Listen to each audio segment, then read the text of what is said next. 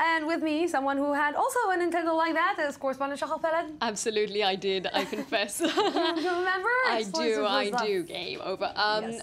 Well, we're staying with nerds and geeks, geeks of the world unite, because what is happening these days is Comic-Con, and actually it's one of the most exciting Comic-Cons ever, I have to say. I see that you are also really excited. very much excited. A few words about what is Comic-Con. It's the largest comic conference taking place annually in San Diego, California since 1970, when 300 people attended. This year it's 130,000 people attending, and they are taking things very seriously. It's not only a place where geeks can meet, but also a great platform for science fiction and fantasy related films, TV shows, and any kind of popular arts to really merge, promote themselves, introduce themselves, and I love how people invest in their costumes, dressing up from Star Wars characters to Batman characters, sometimes combining. We saw Frozen and Mad Max combined, Star Wars and Charlie's Angels combined. People are really, really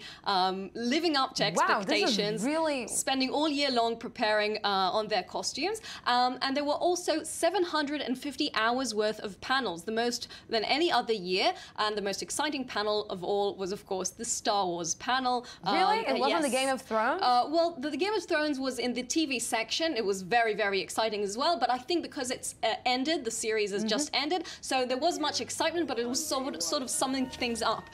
Star Wars is ahead of us, December 18th. Everyone is waiting for this release because it has been years since we've seen something like it, and it's the wonderful combination of old and new. It's the new cast and the old one, Mark Hamill, Carrie Fisher and Harrison Ford, of course, reprising their roles.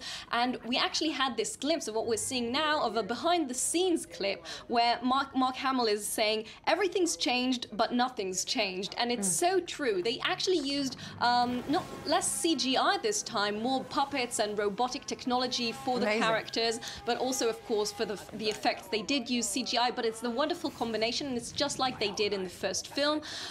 Fans were thrilled. This is really, really something very big. There was also a surprise concert taking all 6,000 people who were in the hall to a surprise Star Wars concert where they were greeted by John Williams, the famous composer.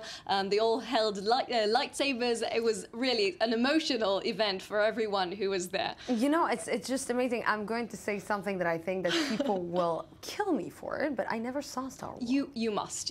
It's really just for the cultural phenomenon it is, to understand yes, what these people are talking about, and it's actually tremendous fun. I really recommend it. All 6 of them, by the way. We're moving on to the Batman versus Superman panel, which was also great. They released the first trailer, and it's the first time we're seeing both Batman and Superman on screen together, on the big screen. Once again, it's like a great year for these films because this is the, you know, the cornerstone of comic world, and they're bringing together Metropolis and Gotham, sister cities. And we have Gal Gadot, and we have Gal Gadot. She was there in the panel with the big league, you know, with Ben Affleck, with Eric Canal. Everyone was there. Amy Adams, and it's great for her. Great to see her. That's it for tonight.